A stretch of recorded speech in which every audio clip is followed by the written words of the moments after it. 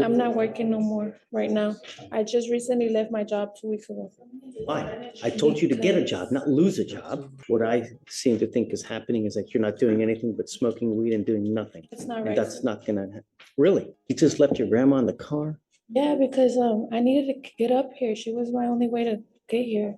Is she in a? Does she have a license to drive? Do you even have a license to drive? I don't, sir. Everything we asked you to do, you did the exact opposite. Sir, I was working on it. I just need you to help me with this. Today, we've got an entitled teen making one bad decision after another, like she's speed-running her way into a future she may never be able to recover from. She walks into this courtroom acting like none of this matters and like the rules simply don't apply to her, which is a great way to impress a judge if your goal is ending up in jail. The tension kicks in immediately because you can tell she genuinely believes she can do whatever she wants without consequences. Meanwhile, the judge is looking at her like she's a walking checklist of everything not to do while on probation. And the deeper she digs this hole, the faster she keeps shoveling, almost like she's daring the system to react that it's messy. It's reckless. And it's exactly the kind of case that shows how fast teenage ego can spiral into serious legal trouble. So the real question is, does she finally get the wake-up call she seems to be asking for? Or does she double down and make everything worse? Let's get into it. Doing with your life, man? What am I doing with my life?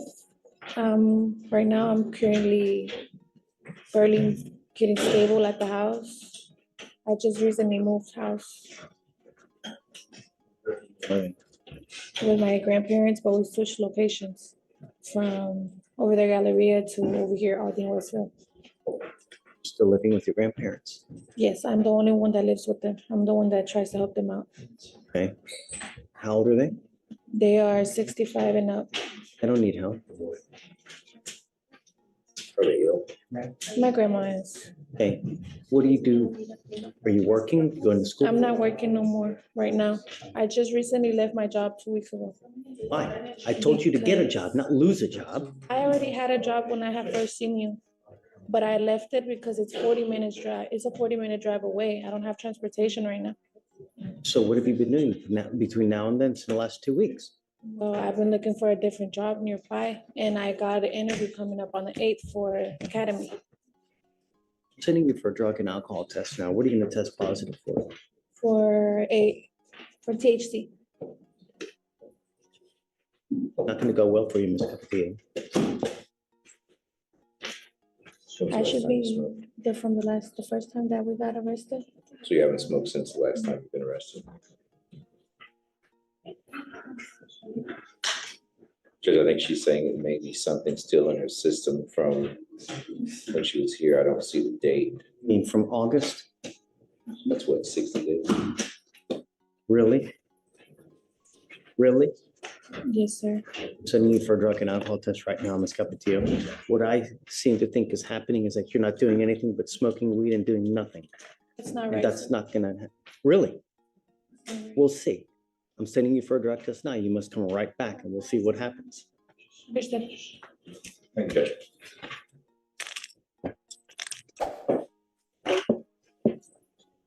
What happened? Positive. For what? THC, no alcohol. Because we don't know the levels, but that's. How old is she? How old are you? I'm 19. That's it. You stay with me. I'm revoking your bond, man. Make an exception to tell somebody to bring my grandma, because she doesn't know how to drive, and I drove her up here. Where's your grandmother? She's up in Louis Deli. It's like a restaurant from here. I just left her parked there. She doesn't know how to drive. You just left your grandma in the car? Yeah, because I needed to get up here. She was my only way to get here.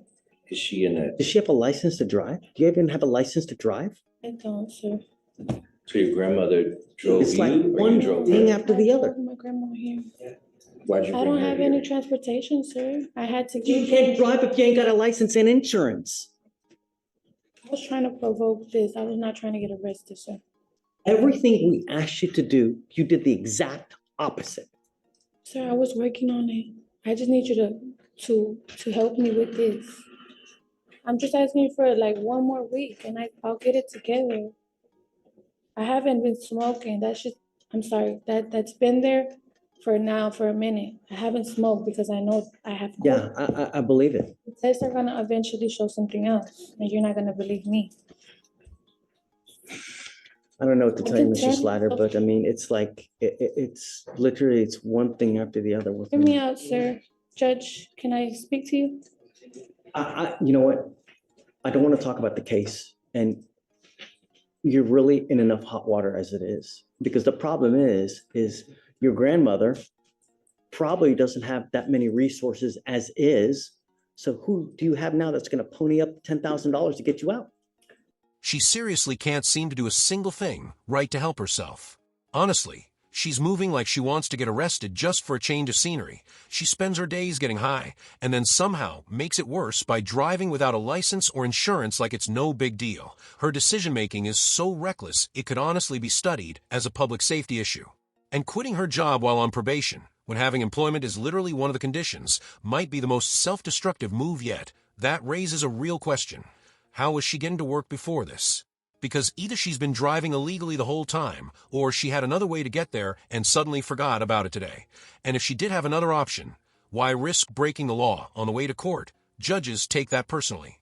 Nothing frustrates them faster than someone committing a new violation while standing in court for an old one that you could see it all over the judge's face. This was the last straw, and she walked right into it. The second he revoked her bond, you could tell he'd already been considering it, just waiting for one more reason. And she handed it to him that she's only 19, not even old enough to legally smoke in a lot of places, and she's already stacking violations like trading cards. That what's even more concerning is she has no clue how much this record is going to follow her later in life. That kind of lack of awareness is exactly what worries judges most. Someone young, reckless, and completely blind to consequences. Watching her spiral like this is sad, frustrating, and honestly a little scary because she's charging into adulthood with no understanding of how the real world works. You stuck like Chuck now for the next couple months in custody. All I asked you to do was be clean and do something productive. I can She goes with you. Oh, hey, Mr. Slider, what was her last name? Capatillo, Capatillo, that's right. Page 6. page 6. Not only that, she bond forfeited how many times?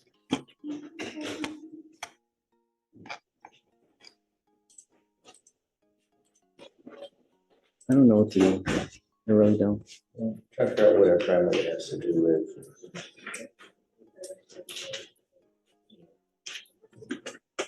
She has. Because the problem is that like, I can't let her drive home.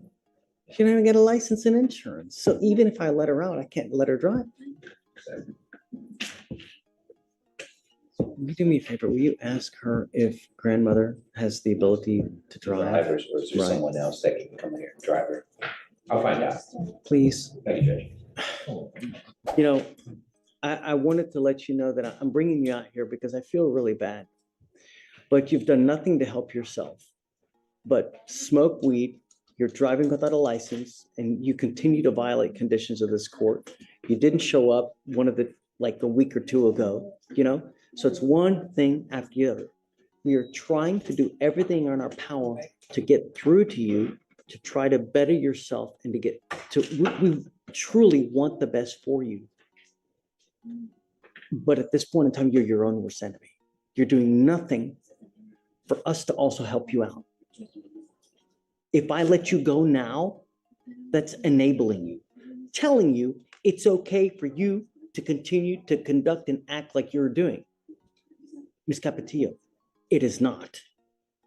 Me, if I let you out now, it's enabling you, and I refuse to do that. I want you to understand that we mean business. And this is what happens when you don't follow conditions. We mean business. No catch and release here. Good. We'll see you in a couple days. And I really, truly hope that you now will appreciate this. Okay. I'm not letting you out.